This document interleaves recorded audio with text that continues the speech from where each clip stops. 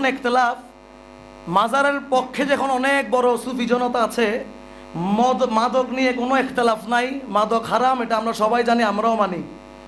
যেহেতু মাদক আসক্তির কারণে আপনাদের পয়েন্ট অফ ভিউ থেকে আপনারা এইটা উক্তি দেখাই আপনারা মাজার ভাঙছেন, তাহলে আসেন আমাদেরকেও ডাকেন, আমরাও সুফি ভাবাপন্ন ছাত্র জনতা আপনাদের সাথে যাব। এই দেশে আর যেন কোনো মাদকের আস্তানা না থাকে, এগুলো ভেঙে সব চুরমার করে দিই আমরা। এখানে আসেন, আমরাও যাবো আপনাদের সাথে।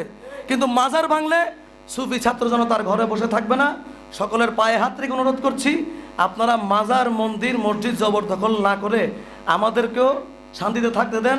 সুফিরা শান্ত, সুফিবাদে যারা বিশ্বাসী তারা শান্তিপ্রিয় মানুষ, প্রেমে বিশ্বাসী। কিন্তু যদি কখনো তাদেরকে জাগায় দেন, তাহলে ঘুমন্ত সিংহকে জাগানো যেরকম, তাদেরকে জাগানো সেম একই অবস্থা হবে। ধন্যবাদ। আমি এই বলে আমার বক্তব্য শেষ করছি। আসসালামু আলাইকুম।